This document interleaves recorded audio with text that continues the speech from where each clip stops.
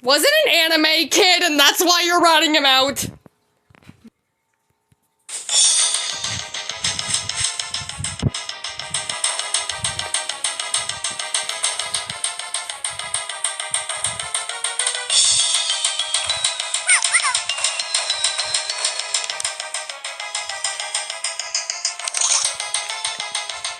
This is me. So, bet you're wondering how I got into this situation. Well, I'm going to explain in the form of a little bit of an episode review. Because I'm going to tell you where it really all started. I'll explain for this boy, because for some dumb reason they do not mention his name in the episode. This is a problem because how do you add someone without a name to Tomodachi Life? Yes, I was planning on adding this kid. Mainly because you will not believe how deep the lore gets in this episode known as The Boy Who Drew Cats. Sadly, the first thing I need to do is explain things that happen in the episode. First off, the title of the book does say that he draws cats, but he doesn't actually start doing so until Red's rhyming powers have him do so. So in a way, this was all Red's fault. And actually, she did have a little bit of a wrong answer in this episode. But it's the same wrong answer as... And I can't even make errors and mistakes in Super Y sketch out of this because all the boy responds to with this answer is no, that's too scary. Though, if he doesn't want to draw scary stuff, then that's kind of inconsistent now. And I'll explain to you why later. Anyway, there's actually a very important goblin thing in this episode, and here I can actually provide you a clip.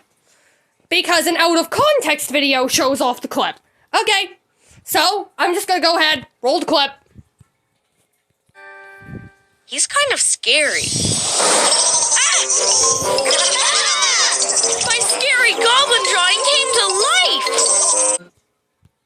One thing I've got to say is that that actually looks like something Doodle Bob drew. Oh crap, I spoiled the lore part. We'll get to that! One funny joke thing I've got to say is that what resulted into this goblin was the super reader suggesting something brown, red, and with purple eyes. If I was suggested to do something like that, I'd draw a bloody grizzly bear with purple eyes. But yeah, goblin, let's do that instead. Well, what I would have come up with would have never made it onto the show because gory, but oh well. Third time Wyatt gets the answer correct first try, though. Like, oh, come on! I would have loved to see him try to draw pickles to scare away the goblin! But just imagine it be like... Pickles? No! That's not right! Now we get on to the lore because, honestly, I have so much lore packed into this episode that the actual episode itself wasn't that interesting. Let's start this story from the very beginning. Once upon a time, there was this boy who just liked drawing. He owned this magic pencil.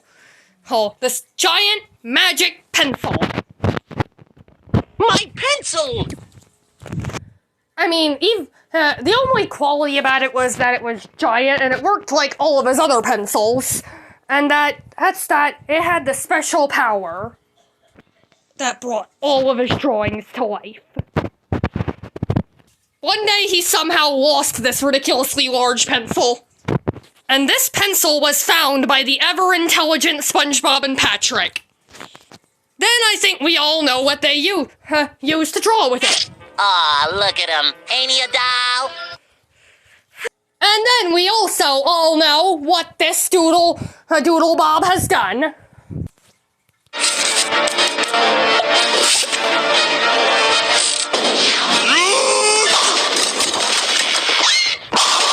You okay, Patrick? Finland! They were able to stop the mayhem, of course. And not long after the pencil was returned to the boy, the Emperor saw the little Franken-doodle incident on the news and decided to put all the magic pencils at the top shelf where the boy couldn't reach them. As why all the art supplies was on the top shelf where the boy couldn't reach them at the end, in the beginning of the episode. And then everything in the episode happens. And then even after giving the Emperor the drawing that he made for him, he continued on with doodling things. But what was up with this boy is that he had no idea the Doodle Bob incident happened. So then he proceeded to redraw Doodle Bob, causing Doodle Bob to be reborn.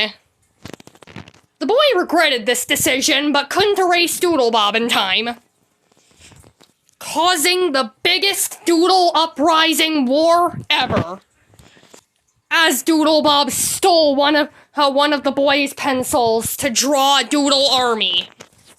People of Toon World were captured. Well, Toontown, at least. All hope seemed lost for the people of Toontown. So the boy grabbed one of his other pencils and along with a giant one in case it was needed, and went off to save the day. He has been through a jungle.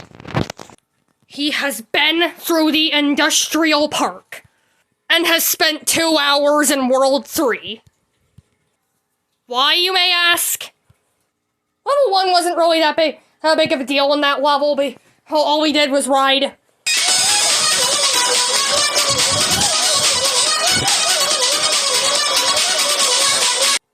To be honest, I'm not kidding.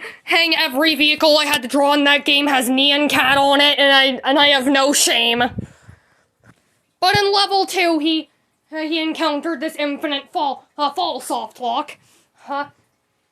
Right after he got everything in the level, but the only way out was to exit the level and start all over.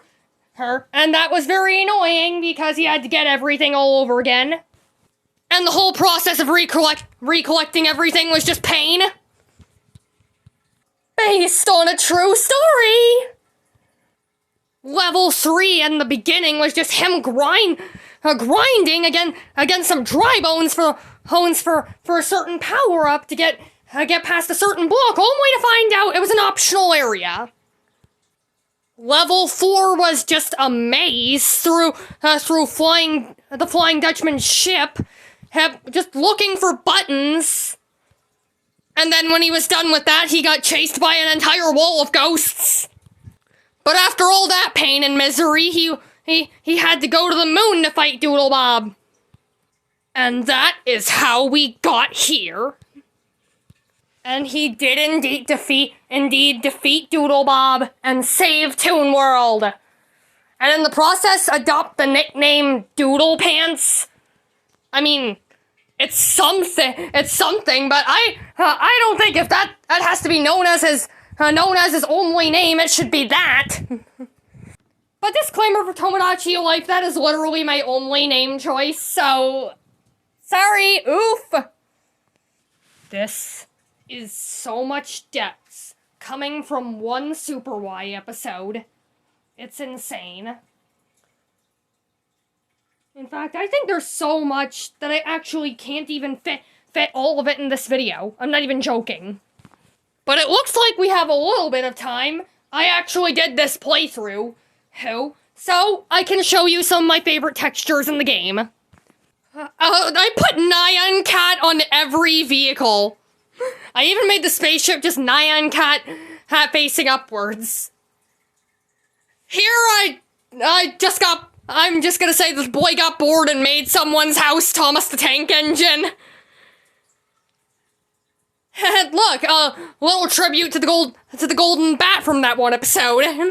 Oh, that's what I meant by him refusing to draw bats being inconsistent. The checkpoint's Thurston Waffles. The spring is the little sticky grape net from the last episode I watched, Peter Rabbit. Because if you remember that episode, Wyatt made the net bouncy, so... Now, I've gotta say that this boy is actually a furry. Both the hero suits are furry costumes. But here on iShy, we do not judge people for what they do in their spare time. And the jellyfish net is just another giant pencil. Well, anyway, see you next Saturday. LOL!